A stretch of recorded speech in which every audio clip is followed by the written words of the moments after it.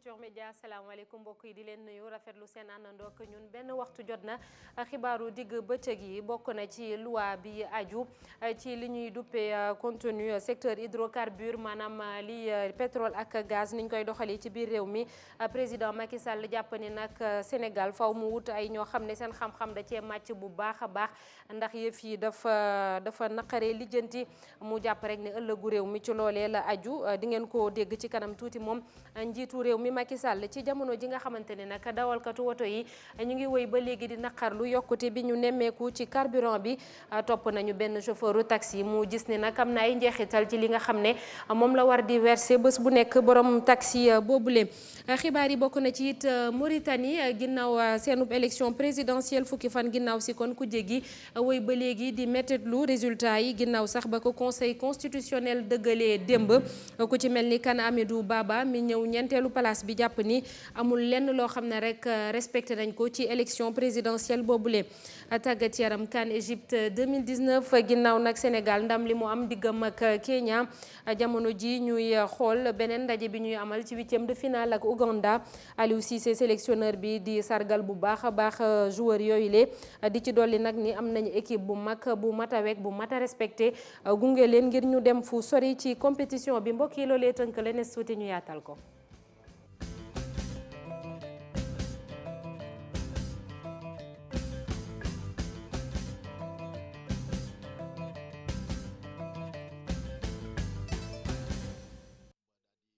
ginnaaw bañ leen nuyuwaatee ba noppi tey jëlee ca Diamniadio la ñu amal benn waxtaan bu yaa mu ñeel kon loi bi ci ni ñuy doxalee lii di hydrocarbures yi li ciy tukkee maanaam pétrole ak gaz niñ koy lijjantee fii ci réew mi président Macky Sall nag yëkkati fa ay kaddu moom nee na faaw réew mi ut ay juriste ñoo xam ne seen xam-xam daf cee màcc bu baax a baax ngir ñu mën koo lijjanti ba mu mucc ayib ndax gis na ni ëllëgu réew mi ci loolee la aju moom président Macky Sall ñu déglu ko ci micro Faxa ñi nga ak Thierno Laurent Mendy. J'ai toujours tenu. dama mës a bàyyilu xel benn mbir bu am solo mooy contrat ak négociation yi nga xamante ni moom moo dox suñu diggante ñun état ak investisseurs yi ay boroomi xam-xam ci wàllu droit ñu leen di wax ay juristes spécialisés ñu daal di ñu ciy gunge di ñu xelal su ko defee ñu daal di rek xaatim lu ni mel ndax lii day loo xamante ni am na solo lool rawatina xeetu acte yi nga xamante ni boo ko posé day engagé suñ tey ak suñ ëllëg. L'avenir de notre loi boobu lekkoon ci tënk mi ngi ñeel naka la ñuy xool ba lijjanti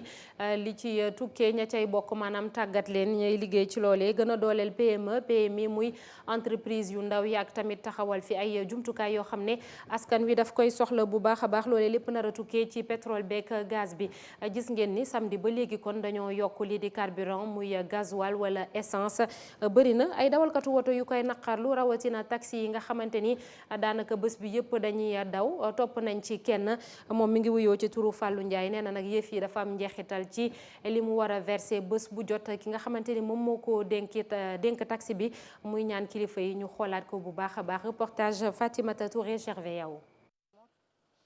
ñu fekk ko ci taxeem muy dawal Fallou Ndiaye ay atam war a toll ci fanweeri at wala lu ko topp moom nag mu ñu expliquer rek ana naka lay dundee dundinu taxi maanaam nekk nag quotidien boo xam ni rek dafa bëri ay problème lool ndaxte dafa war rek di verser ki nga xam ni moo ko jox oto bi chaque jour xaalis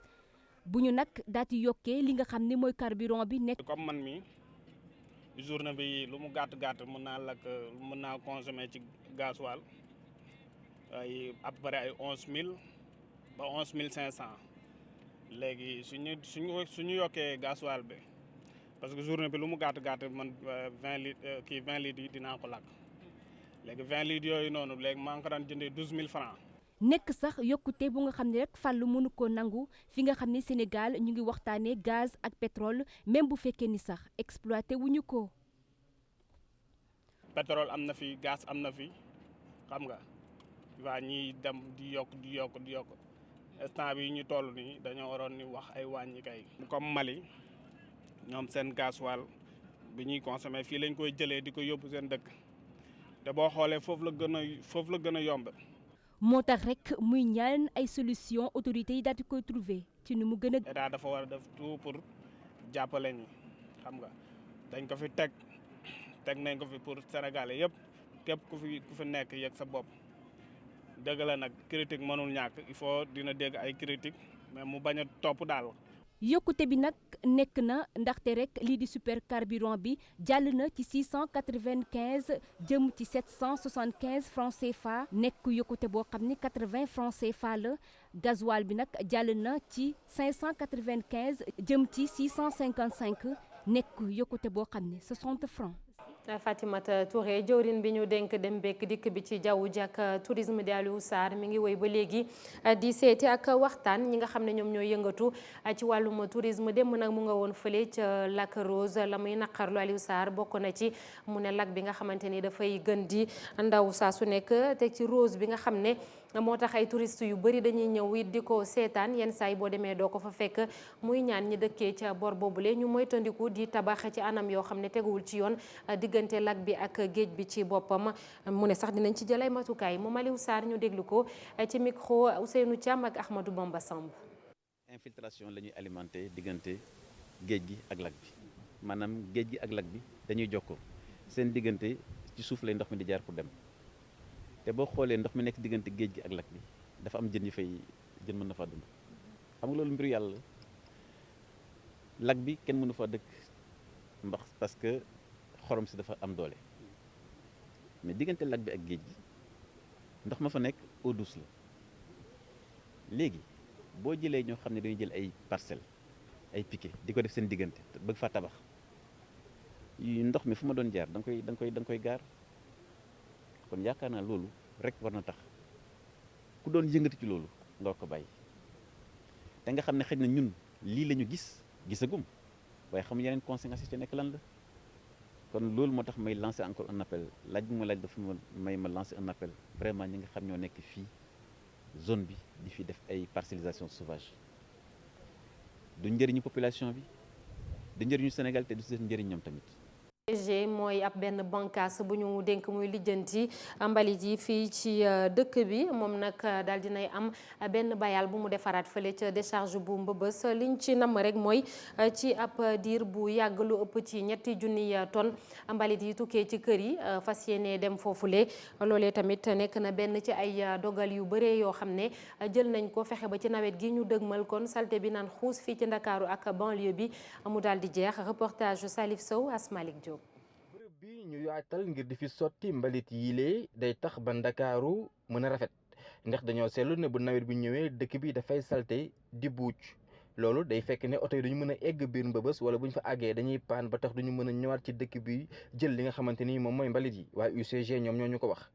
bërëb bi 2 hectares la ci téeméer ak fukk ak ñeent yi nga xamante ni moo nekkee ci décharge bu Mbëbës bi. dafay am fu ñuy toll si nawet buñ ko aménagé wul préparé wuñ ko. dëkk bi yëpp day feesaat ak mbalit parce que oto yi ku si ñëw doo mën a dugg accéder si plateforme bi ba mën a tuur donc ñun ñoo yor organisation bi di créer ay plateforme di seet naka la ñu war a mën a def rek ba oto yi ku tuur rek mën a delluwaat jëli sa mbalit. ngir mbir mi gaaw liggéey bi gën a mujj ayib gën a dox Mbëbës nga xamante ni gaañ ne na musiba la ci wàllum environnement dina amaat beneen pont bascule maanaam beneen duggukaayu oto yi nga xamante ni ñoom ñoo ñëw di këpp si mbalit yi. ku ne xam na ne Mbëbës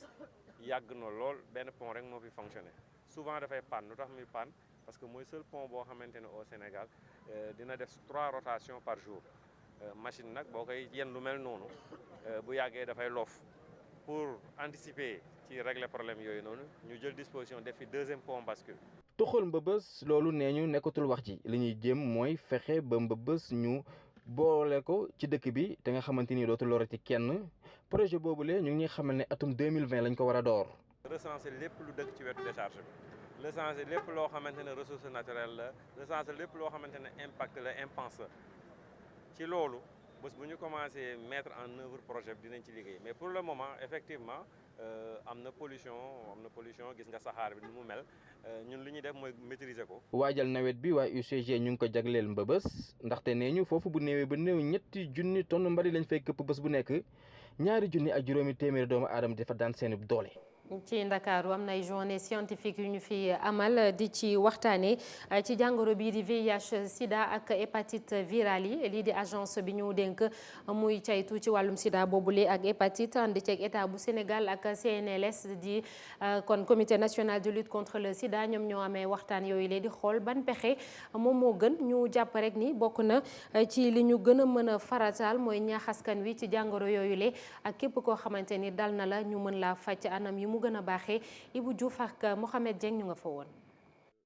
ci ndaje bi mu bëri ñu seen xam-xam màcc ci li ñuy taxawoo wala sax xeex feebar yi aju ci wàllu sida ak li ñu duppee hépatite bokk na ci ñi fa teew tamit ay partenaires publics ak ñu fa teewal nguuru Sénégal ndaje bi nag liñ ci jublu rek mooy génne fa ay xalaat yoo xam ne dinañ ko fësal bu baax a baax. hépatite mooy feebaru res la boo xamee ni li ko mën a joxe ay virus la virus yooyu dem na virus A ba virus G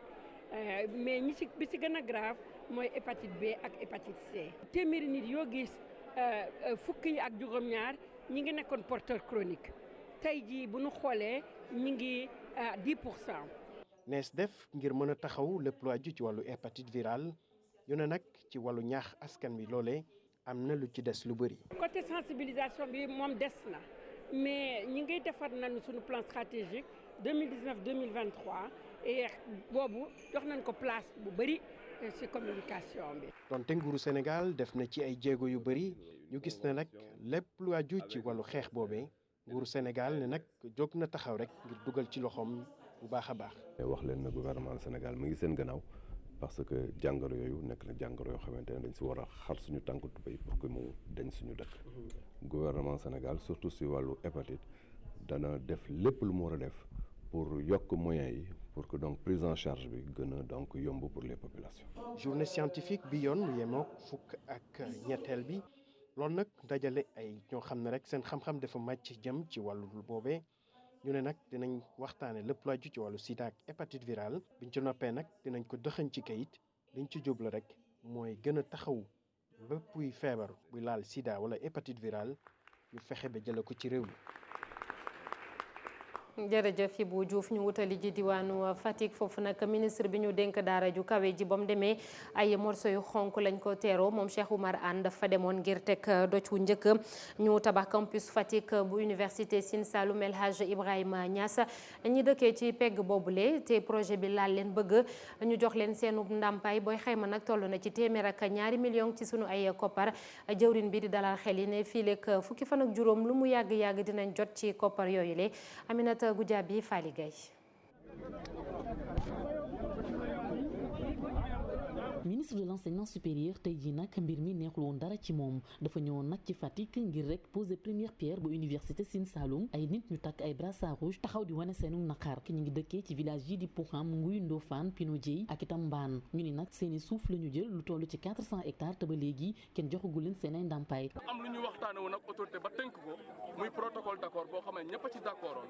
ñu yaakaar ne tey gi ministre bi bu fi ñëwee wala def dara balaa muy commencé sànce war na respecté loolu ñëw nañ ak seen i machine di daane di yàq toolu jàmbur yoo xam ne semé nañ ko ba pare ñu jiw ba affaire bi taw fi ak quelques jours affaire bi sax dañoo waxoon ne képp koo xamante ne am nga fi luñ la war a indemniser dinañ la ko jox képp koo xamante ne am nga kër ci biir dinañ la wut foo dëkk recaser la jox la aussi les moyens de construire ta maison.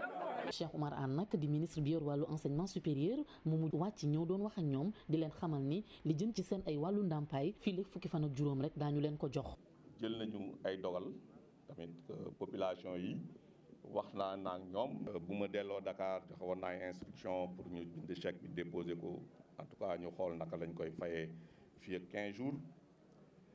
pour li ci des nañu leen fii gouverneur ak administration territoriale bi jël nañu disposition yëpp yi nga xam ne pour que bu ñuy recruter main d'œuvre bi ñuy jël main d'œuvre locale bi gis ci boppam. gannaaw ba mu defee pose première pierre bi ba pare ngir lancer liggéeyuk université Sine Saloum ñëwaat na ci solo gi nga xam ne moom la projet bi am. nga xam ne ñett la benn pàccu Fatick beneen bi ma nga Kaffrine ñoom ñaar lañu boole tudde ko lot 2 ak li ñuy wax lot 1 bu nga xam ne moom mooy nekk biir Kaolack li ñu indi fii mooy ñu tàmbali liggéey bi ci Fatick ak ci Kaffrine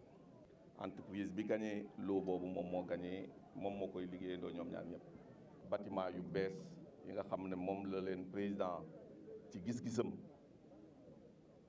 ak yéeneem bi nga xam ne moom la am ci enseignement njàng mu kawe mi gis-gis bi mu ci am gis-gis bu rëy la mooy dafa bokk Sénégal bokk ci réew yi nga xam ne ñoom ñoo gën a am njàng mu kawe bu gën a performant. moom nag mu ni liggéey bi daañu ko def ci diiru fukki weer ak juróom-ñett ba octobre 2020 étudiants yi commencé di fa jàngee gestion des ressources halieutiques hôtellerie tourisme ak itam langue la ñuy def ci UFR yi nga xam ni ñoom ñoo nekk ci campus bu Fatick bi. ca Sédhiou moom li ñuy duppee ay centre de gestion agréé ñoom ñoo amal benn ndaje ak këru liggéeyukaay yi nekk foofulee liñ ci nam rek mooy kuréel yooyu lee daal di leen di jàppale bu baax a baax société yi ci seen wàllum comptabilité wala sax nag wàllum technique ak tàggat di leen ci jàppale. Bouba Sagna moom mooy ki jiite centre de gestion agréé bu Sénégal ñu déglu ko ci micro Bakary Konté ak Khali Diamé. Donc tey maa ngi saluer initiative bu 3FPT bu mu jël pour accompagner n'est-ce pas les entreprises dafa xalaat ne aujourd'hui mën na appuyer ci CGA yoo xam ne ñoo ngi ci chambre de commerce yi pour gën a jàppale n'est-ce pas ci volet formation ci financement bi ci entreprise la donc tey bu ñu ñëwee bu ñu def de première étape ñu def ko Sédhiou parce que Sédhiou dafa doon région boo xam ne ni kenn du ko gis fenn Sédhiou kenn du ko gis fenn xanaa ci contexte boo xam ne ni mooy loolu donc bu ñu jëlee initiative pour ñu Sédhiou pour que sensibiliser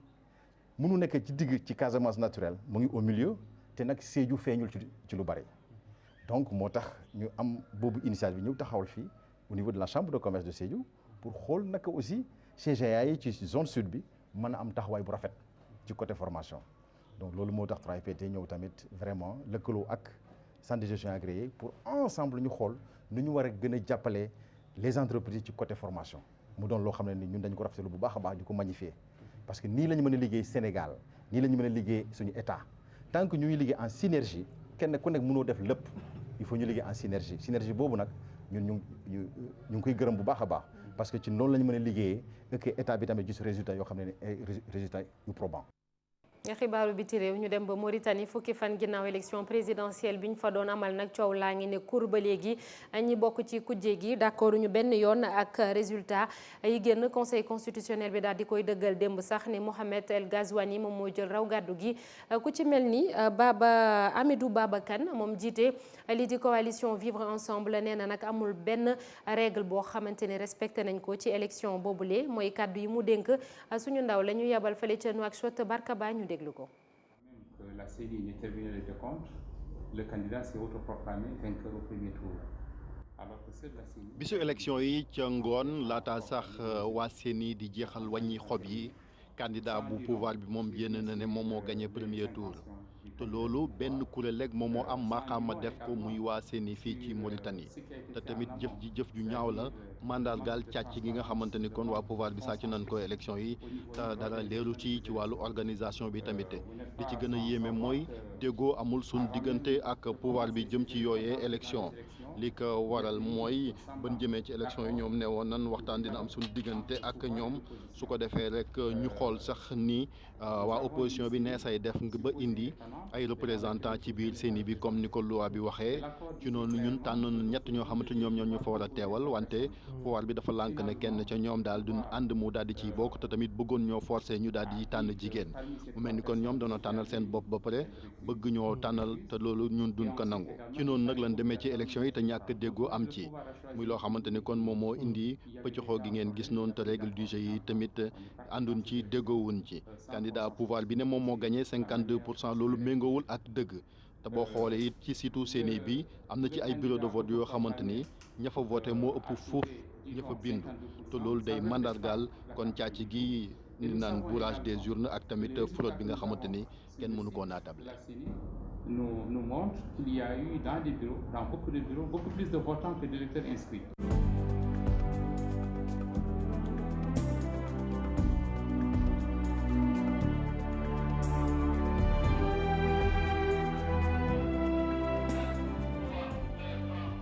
kan bi ñuy amal fële ca Égypte Sénégal démb moo dóor Kenya 3-0 Aliou Cissé nag di entraîneur bi di sargal bu baax a baax ay joueur am ne jamono ji nag jot na ngir ñu daal di xool lii di 8e de finale muy match bi ñu nar a amal ak Ouganda aljuma ji lay doon mu cay dolli ni Sénégal am na équipe bu mag équipe bu mat équipe boo xam ne war nañ ko wekk daal di koy gunge ba ñu gën a sori ci compétition bi Aliou Cissé ñu déglu ko ci micro Mamadou Ndiaye Mor Xarma ak Ahmed Niang. de huitième de finale.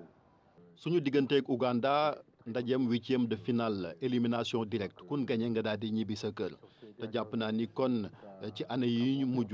Ouganda lim perte dëkkam bariwul kon équipe bu am solo la te ba jar a bàyyi xel te ñu war leen a respecté bu baax a baax su ma fàttalikoo ci atum 2017 wala 2018 laataa ñuy dem ca coupe du monde ba wala coupe d'Afrique ba xamatuma bana ci ban demee nag ci match amical suñu digganteeg ñoom kenn gañewul woon danoo témbo woon ci jamono jooju sax am na ñu doon saboté Sénégal nan mën a def ba daal di nul ak ñi di waa Ouganda ma ne leen bàyyi leen xel bu baax équipe bi te tamit li naan identité africaine ñoom dañ koy mandargal di ko wéyal ndax jom ji nga xamante ni ak tamit fulla ji ni footballé ñun jara respecté lan Sénégal nag fa mu jógee xawoon naa métti bërki démboo Njaay ban fi ñàkkee suñu diggante ak Algérie lu ne dégg nañ ko wante gone yi concentré wu rek ci li nga xamante ni moom moo leen fi indi kon nag fii ak ñeenti fan ñuy dem ci 8e de finale yi daal noppalu concentré wu su ko defee ñu mën cee jëlee ndam wéyal compétition bi. Gagner ce match ce soir, je tiens vraiment à les féliciter. Maintenant, comme je dis, c'est 4 jours. 4 jours, on sera. Aliou Cissé wax na ko am na kàddu yu jip ginnaaw match bële weesu ak waa Algérie ak performance bi nga xamante ne joueurs yi def nañ ko ci terrain bi tam dellu si waat nañ ci ku mel ni Idrissa Gana Gueye ak Kalidou Koulibaly ñu déglu leen. xamoon nañ ni tey du yomb parce que xamoon nañ dañuy taxaw di ñu xaar pour jouer en contre-attaque maintenant ñun jëm nañ def li ci war pour jéem a jaar ci aile yi indi ay centre pour teel a dugal pour match bi ibbeeku mais voilà dugaluñu premier mi-temps et deuxième mi-temps lañ soog a dugal benn bii bi après ñoom si lañ commencé génn si lañ am yeneen opportunité pour dugal 3 bi ñu dugal. match bi dañuy noppalu ko bu baax jéem a voilà profiter bu baax tey si guddi ak suba après noppalu ko bu baax pour préparer Ouganda du doon match bu yomb mais voilà dañuy noppalu ko bu baax et jéem a jëm sa kanam.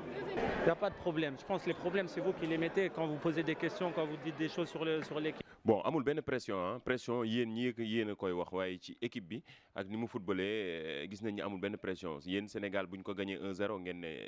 équipe bi baaxul bu gagné 3-0 ngeen ne ni footballé baaxul ñun sax duñ mujj xam lan la ñu war a mën a def waaye li ñu ci mën a jàpp rek mooy ñun joué wuñu ak pression xamoon nañ ni match bi du yomb te ñafe nañu ba génn ci am victoire loolu moo gën a am solo te loolu la ñu jàpp ñun équipe bi li ma ci mën a jàpp ne ñi ngi dund bu baax équipe bu nga xamante ni équipe bu suude la te xam nañ bu baax lan mooy suñu objectif fii pression nag amuñu ko amuñu benn pression ñun ni ñuy joué mooy match par match gën a concentré wu te xam ni compétition bi du yomb actuellement ñi ngi xalaat yeneen match yi yéen nag bu leen neexee ngeen def seen ngeen wax lu leen neex ci équipe bi mais ñun li ñu war ñun xam. Dans les pieds tout le temps avoir des choses qui se disent sur l'équipe alors que c'est pas vrai du tout. Maintenant, il faut qu'on continue. Nous, on est concentrés sur nous-mêmes et on va montrer à tout le monde qu'on est des grands d'Afrique. bule bokk na ci waa 3e âge muy mag ñi fële ca diwaanu Ndar nag dem nañu seeti ña bokkoon ci troupe Bareyego mi-temps bu njëkk bi nag metti woon na loolu ndax xol yi dañoo jógoon waaye ginnaaw ba ñu dugalee ñetti but daanaka fecc lañ fa nekkee woon reportage Ousseynou Diop Habib Seck. groupe Bareyego ci 45 minutes yu njëkk yi diggante Sénégal ak Kenya neexul woon dara ci xol yi ñoom nag ay supporters yu wóor lañu.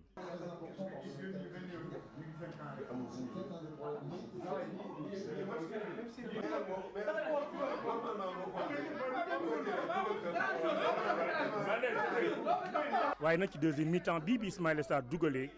ñu wane seen i mënin ñuy fecc waaye tamit ànd ak bànneex bu rëy.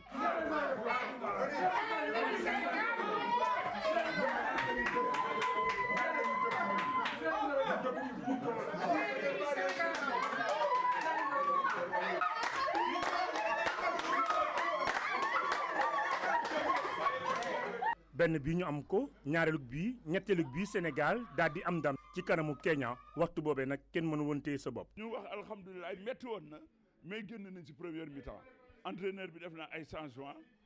génn nañ ci gagné nañu largement indi na ay collectif génn nañ ci. li ci gën a neex nag mooy xam nga généralement bu ñu ñëwee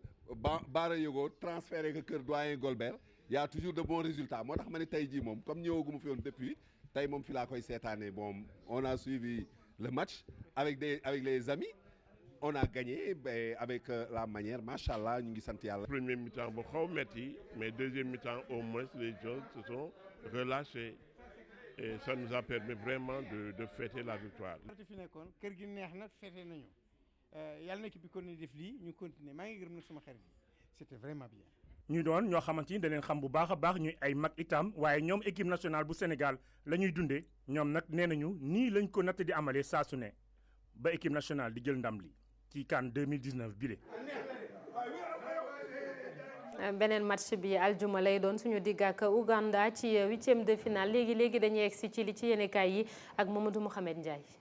jërë ngeen jëf dorog bu bari ba ñu sisir ca porum Dakar l'Observateur ak Soleil national ak Source A xëy nañu di ca fóon ci gàttal ñoom ñetti journal yëpp ci dorog boobee duwaanub Sénégal jàpp ca porum Dakar moom la ñu xëye ubbi l'Observateur journal bi mi ngi ñuy wax ne jàpp nañu ñetti doomi Sénégal ci wàll wi benn waay bu sant Coor ak yeneen ñaari ñu ne ay complice lañu mbirum càccum dorog loolee lañ leen di toppee ndax nee nañu ci 238 kilogrammes yi cocaïne yi duwaan njëkk a jàpp dafa am ñu dem ba fa ñu ko denc sàcc fa lu toll ci 80 kilogrammes sûreté urbaine nekk ca di enquête ba ca la ñu gisee ñu njoxte na ñoo def lu ni mel jàpp nañu leen ba ñoo ngi leen téye cib garda wi ñoo ngi waxit ne ñi leen yombalal càcc gi ba ñu mën a am accès ci drogue bi génnuñu ci biir douane bi loolee lépp ñoo ngi ci enquête ngir leeral ko source waa nañu li leer te wér te amul benn werante moo di drogue bi ñu njëkk a jàpp ak bi ñu mujjee jàpp mu di 1036 kilos cocaïne yi lenn li Sénégal la jëm si woon lenn li Guinée la ca des Cap-Vert li waroon a des Sénégal ci port bi la ñu ko waroon a wàcce laata ñu koy tas mu dem Europe ñu dem ci xët mu njëkk Soleil national fekk fa kàddu Abdoulaye Daouda Diallo ministre finance ak budget mi ngi fay xamle ne 1036 kilos cocaïne yi douanub Sénégal jàpp bu ñu doon xayma ak njëgam mi ngi toll ci juróom fukki milliards ñaata million moo nar a doon caution bi ñuy laaj ci élection locale yi Le Quotidien nañu loolee suba ci àllarba ji ci lay leer ne ministre intérieur Aly Ngouille Ndiaye woote na am ndaje suba fa la ko war a siiwale donte wax na sax ne yéene moo dañuy seq mbir yi waxtaan ba juboo ci caution bi ñaata lay doon waa Front Résistance Nationale journal Quotidien nañu ñoom li ñu bëgg mooy coowal caution bi ci élection locale yi ñu waxtaane ko ci dialogue politique bi général ñang jiite waa Parti démocratique Sénégal ne du ca dal ndax ñoom bokkuñu ci dialogue politique bi te bokkuluwuñu ci condition bu ñu mën a jël ci dialogue politique bi engagé wu leen ñoom waa PDS enquête dina kay nañu ci weneen wàllit ñoom waa Parti démocratique Sénégal nee nañu boyo boo Macky Sall ak ñi mu àndal fexe ba élection locale yi am ci date 1er décembre bi ñu ko jàpp ne duñu nangu kenn di ko reporter journal La Tribune nañu maître Abdoulaye Wade taxaw na temm ci kaani dundug Macky Sall ba ak nguuram wex ko xat li koy firndeel moo di communiqué bi nga xam ne def nañu ko démb ñoom waa PDS doon ca wax ci élection locale yi ak it ci yokk gi ñu yokk njëgu carburant bi nee nañu Macky Sall ak ni mu yore réew mi yàq na ko yaxeet moom président Macky Sall direct info nee nañu ñoo ngi koy séntu suba ci àllarba ji ca Touba waaye bari na ca Touba ci askan wi ñu ko guuxal mer mu rëy moo xam ne bu ñu ko yàbbee du baax ci moom li indi mer mi journal bi nañu bokk na ci ne dafay fayantoo moo waral mu taxawal ab gouvernement ba mu sottal te benn doomu Touba nekku ci Serigne Sidi Abdoul Ahad Mbacké direct info nee nañu xamal na Abdoulaye Daouda Diallo ne ko ñun lenn rek a ñu ñor moo di ku wekk dëkk bii di Touba te fonk ko bu weesoo loolee leneen ñoruñu ñi football ñor bég nañu démb record yéen kay nañu équipe nationale bu Sénégal ci wàllu football mu di gaynde yi ñoo nga ci 8e de finale yu coupe d'Afrique 2019 bay am ci Égypte démb lañ doon football ak Kenya dóor ko ñetti bal ci dara anki dina kay nañu ci ndam lu amul benn werante première mi-temps bi daal moo xawoon a xajam waaye ci deuxième mi-temps bi ca la gaynde yi wane seen bopp Sadio Mané moo fa dugal ñaari bits enquête nañu ci xëta mu njëkk moom la ñu def homme du match Les Échos nañu gaynde yu Sénégal yi dem nañu ci 8e de finale yi donte sax ci seen footballu démb bi wane wuñu fa lu ñu xam Ouganda la ñuy am ci 8e de finale yi Sud Quotidien nañu ndax yàlla ñu wane ne ay gaynde lañu Sénégal qualifié na démb ba yóbbaale République démocratique bu Congo ci 8e de finale yi Libération mel ne ku ne woon ci pression li mu xëy bind ci xëta mu njëkk moo di def nañu ko Sénégal du mën a Kenya ñetti bal ci dara qualifié ci 8e de finale yi la Sénégal dañu fàttali ne Ouganda la Sénégal di am ci 8e de finale yi max boobee àjjuma ji di ñëw lay doon gaynde yeeg seen prime de qualification ci 8e de finale yi Sud Quotidien mi ngi ñuy xamal ne téeméeri millions yu manqué juróom-ñett la maanaam 92 millions Vox Populi gis ne gaynde yi sowe nañu seen bopp source waa nañu waaye bu mu ñu taxanaago ne guney Aliou Cissé yi ak li ñu wane démb ci terrain bi comme ponum pir dàq na pon waaye pon dàq na ko ki dàq neex l'Observateur nee nañu mooy waa ji di Serigne Diop ubbil journal bi Serigne Diop ca Louga la dëkk baayam moo doon xuloo ak jabaram mu ñëw ray baay ba jërëjëf Mamadou Mouhamed Ndiaye sant ko gërëm ko ak yéen itam ñaan noonu ak télévision Futur Média bu 19h30 jotee incha allah rédaction bi dina fi ñëw yaatalal leen yeneen xibaar di leen ñaanal ngeen yendoog jàmm.